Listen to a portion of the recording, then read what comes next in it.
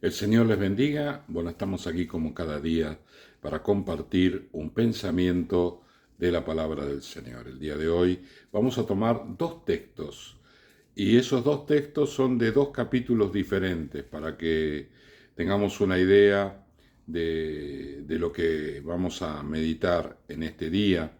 Y el primer texto se encuentra en Primera de Samuel capítulo 13. Primera de Samuel capítulo 13. Bueno, ya contamos nosotros en alguna meditación que el pueblo de Israel no tenía rey. Ellos se manejaban de otra manera. Hoy podríamos decir que era como un país donde estaba dividido en estados, no tenían un gobierno central, cada una de las provincias se autogobernaba y trabajaban en conjunto cuando tenían que hacer algo o cuando tenían que salir a la guerra. Y que había una especie de juez o una especie de líder espiritual que no era un líder que gobernaba las provincias, que tomaba decisiones políticas. Para eso estaban los más ancianos, que formaban como una especie de comité, y ellos dirigían esa parte del territorio con sus habitantes. Y esto era algo que el Señor había ideado y les iba bien, ¿no? En aquel tiempo tenían un juez llamado Samuel y este juez era una persona espiritual, no era alguien que, bueno, como dije hace un momento, no era alguien que tomaba decisiones gubernamentales, sino que era alguien que se ocupaba de la gente, de pastorear a la gente. Él recorría, tenía un circuito por el cual él se movía. Entonces las personas que tenían que pedir una consulta espiritual se acercaban a donde él estaba y él las atendía, las ministraba. Era una persona de oración, era una persona del Espíritu Santo, había formado una escuela de profetas. Y estos hombres eran hombres de oración, eran hombres de buscar la presencia del Señor, y iban cantando y adorando al Señor por toda la tierra de Israel, y esto traía una bendición a cada una de las provincias y volcaba el corazón de la gente a las cosas de Dios. Realmente era una idea avanzada, ¿no? Era algo diferente a todo lo que se conocía, ¿no? Porque la mayoría de los gobiernos de alrededor de Israel eran autoritarios, había un rey, manejaba todas las cosas, decidía a gusto de él lo que había que hacer y bueno, en fin, realmente era algo barato, ¿no? Casi, por así decirlo, berreta, porque era una persona que decidía si tenías que vivir, vivía, si tenías que morir, moría. En cambio, Israel se manejaba de otra manera, no había esa situación, todo se manejaba en las cosas de Dios, pero en un momento dado los ancianos de las provincias se reunieron y había un comentario de que se iba a levantar un ejército enemigo. Y entonces ahí estos ancianos dijeron, bueno, nosotros no tenemos un rey que salga a pelear nuestras batallas, lo cual no estaba en los planes de Dios. Así como estaban perfectos y esa era la manera en que Dios quería que se mantuvieran.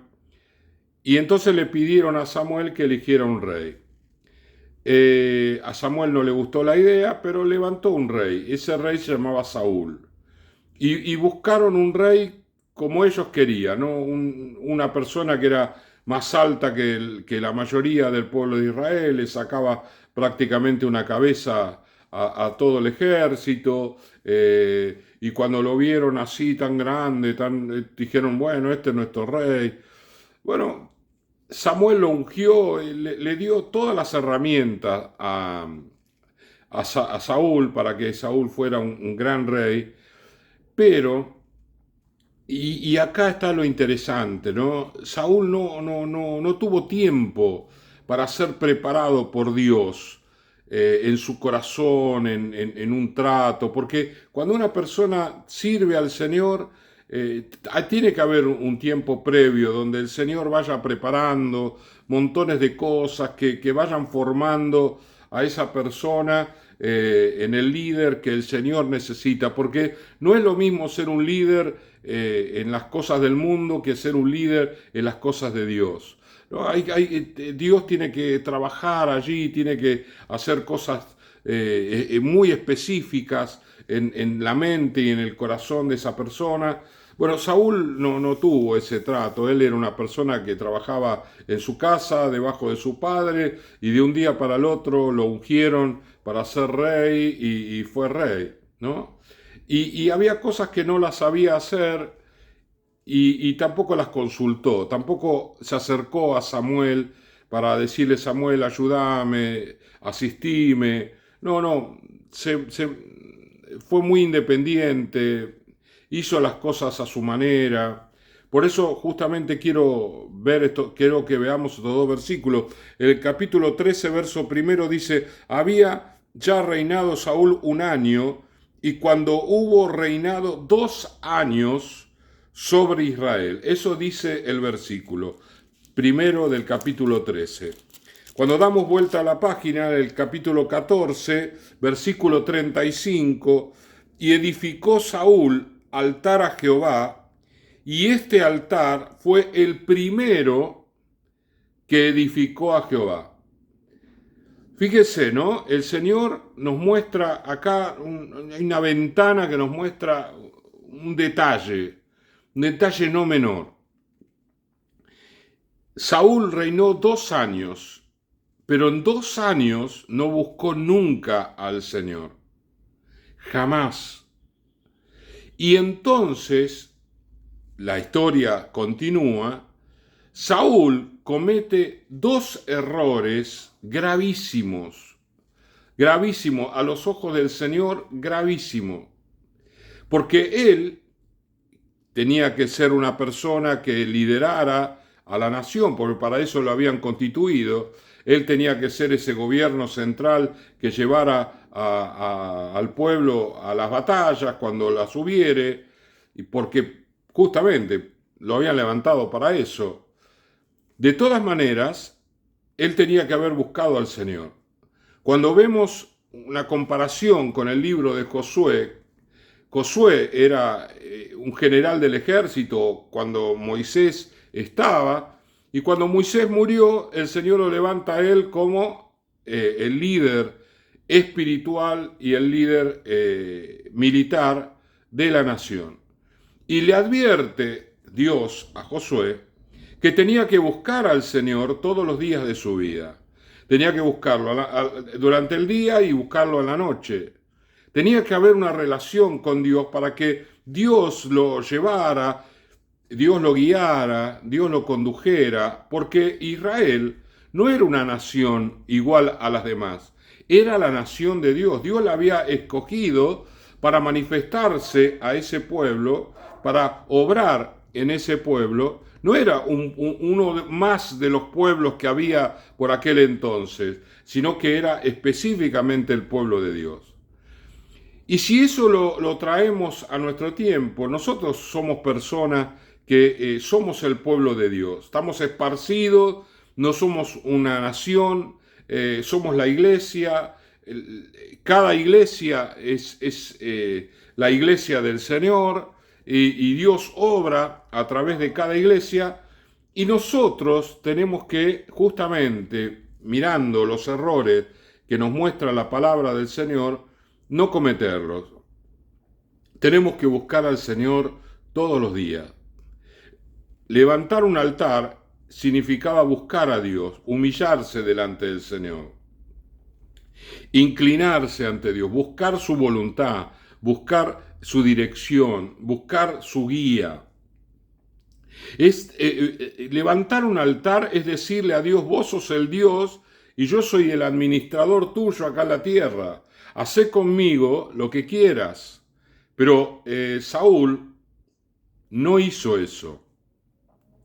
Durante 2 años él hizo lo que quiso.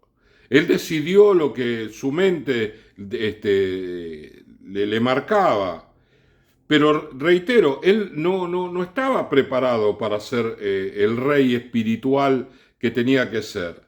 Él había sido levantado así rápidamente y se vio claramente que necesitamos esa preparación para ser un instrumento en las manos de Dios. Por eso esta meditación la puedo concluir con dos caminos a los cuales tenemos que tomar. En primer lugar, tenemos que ser personas tratadas por el Señor, personas moldeadas por el Señor para poder ejecutar los planes del Señor que Él quiere que se realicen y quieren realizarlos a través de nuestras vidas. Y en segundo lugar, que nosotros tenemos que levantar el altar no 2 años después, inmediatamente. Nosotros tenemos que ser una persona de altar. Porque eso es lo que Dios le dijo a Josué. Vos vas a ser el líder espiritual y el líder del ejército de Israel, pero tenés que ser una persona de altar, tenés que ser una persona que me busque, tenés que ser una persona que esté cerca mío, porque de esta manera todas las cosas te van a ir bien.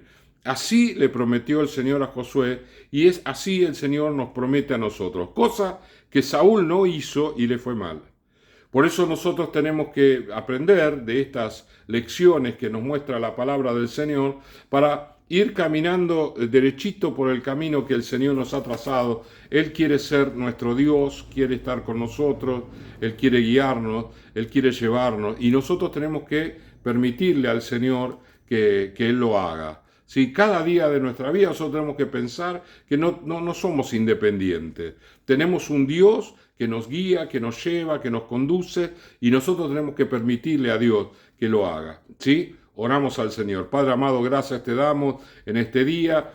Señor, que esta reflexión nos lleve, Señor, a pensar en nuestro proceder, en nuestro andar, en nuestro caminar contigo, Dios mío, para que tu nombre sea glorificado en nosotros y para que a nosotros nos vaya bien en todas las cosas. Gracias te damos, Señor, por esto que está en tu palabra, que nos enseña, que nos instruye. En el nombre de Jesús, amén, amén y amén. El Señor les bendiga.